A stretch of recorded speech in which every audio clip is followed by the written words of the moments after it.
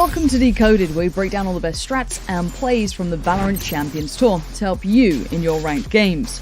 Today we're looking at Molotovs and all the different ways you can control the map as an attacker or a defender utilizing them.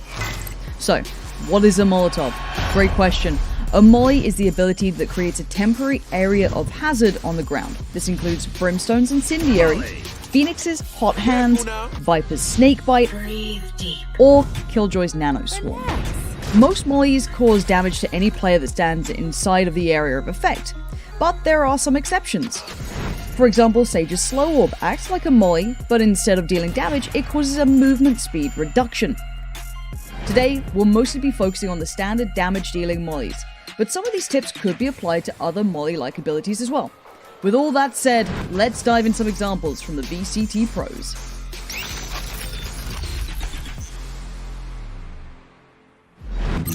The most obvious use for a molly is blocking off an enemy's pathway. If you know that your opponents are around a corner or trying to push a certain angle, try tossing out a molly to temporarily block their path. This could force a rotation or stall their approach long enough for you to get to a more favorable position on the map. Take a look at how Asuna uses his molly here. He throws one out into Ascent B main after he sees the enemy Omen send a Paranoia through the wall, signaling a potential rush through this angle.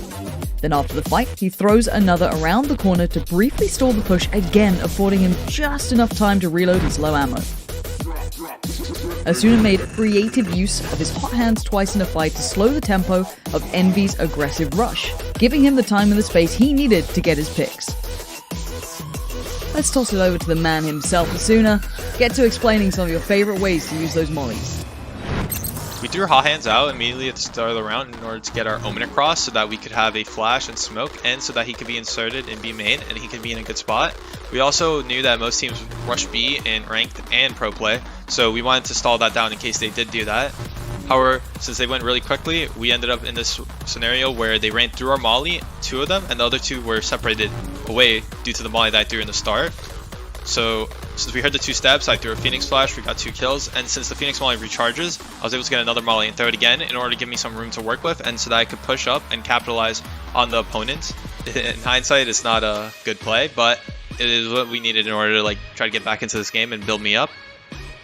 The best tip I can give to a duelist player trying to learn how to use their utility properly and better is knowing when to use it. You should know when you want to molly off short A on Haven and fight long A. You want to know what spot you want to molly and tell your teammates that you're mollying the certain spot so that they don't clear it.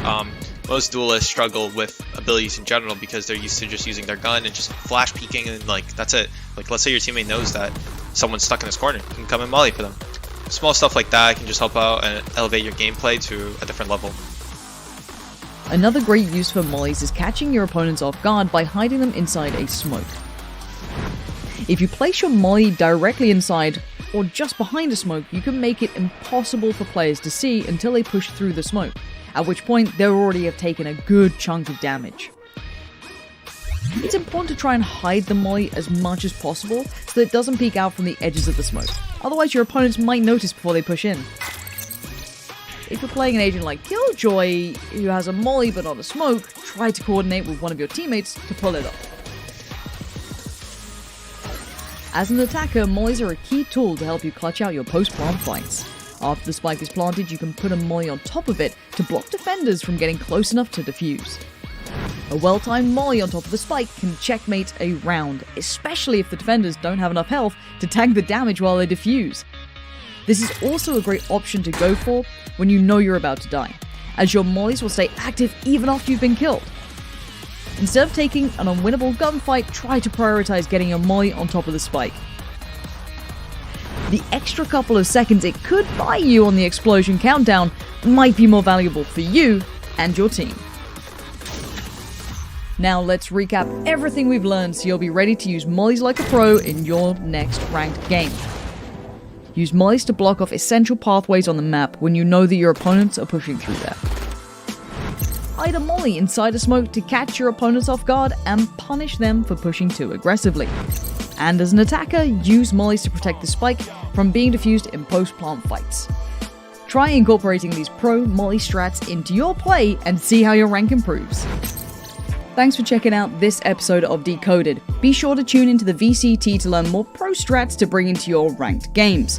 For upcoming matches, schedules, all the goodies, head over to VALORANTEsports.com to get all that info you may need.